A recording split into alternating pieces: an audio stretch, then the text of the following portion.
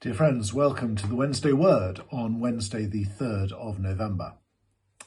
For over 20 years I have been fishing the Cotswold rivers, the Windrush, the Dickler, the Leach and the Colne. In the late 1990s they were clear limestone streams with plenty of riverweed producing oxygen and the ideal conditions for abundant fly life. I can remember Sundays in May when the entire Windrush Valley was full of clouds of mayfly. This provided the ideal habitat for trout, as well as many species of coarse fish. I got to know where the trout lay in the rivers that I knew so well, and could often see them through the clear waters, even if I couldn't catch them.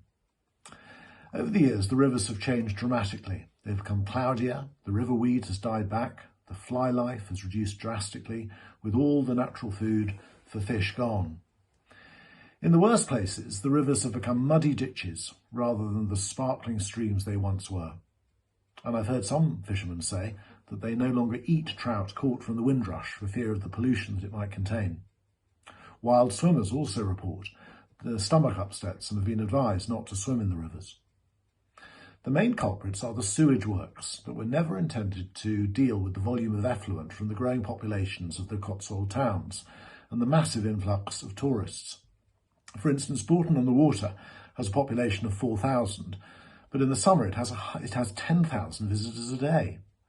Untreated sewage at peak periods and during floods, which are now far more common, is allowed to flow directly into the rivers with the permission of the Environment Agency. You might have seen in the news that this issue was debated in Parliament recently, and much more pressure is now being brought onto the EA to outlaw this practice, and that would make a huge difference to the state of our rivers. Now, I am well aware there are much greater issues than this facing COP26, but it's often the local issues that make the most impact on us and bring home to us just how serious the environmental crisis is. So in the light of the state of our rivers, I was struck by the description of the heavenly city in Revelation chapter 22, verses 1 and 2. Then the angel showed me the river of the water of life, as clear as crystal, flowing from the throne of God and of the Lamb down the middle of the great street of the city. On each side of the river stood the tree of life, bearing 12 crops of fruit, yielding its fruit every month, and the leaves of the tree are for the healing of the nations. The river of life flows as clear as crystal because the holy city doesn't produce any pollution. It also supports flourishing plant life that produces fruit and trees with healing leaves.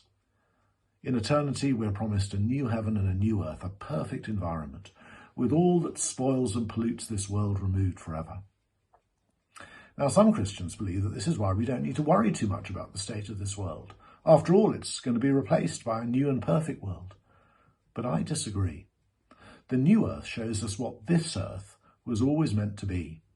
And just as we work for the healing of our bodies, which will be renewed in the new creation, so we're called to work for the healing of our world, whether that be reducing global warming, ending the destruction of the rainforests, or stopping the pollution of our rivers. All of this is part of our worship in this world, before we enter the new and perfect world, where I suspect, sadly, there won't be any fishing. God bless you today.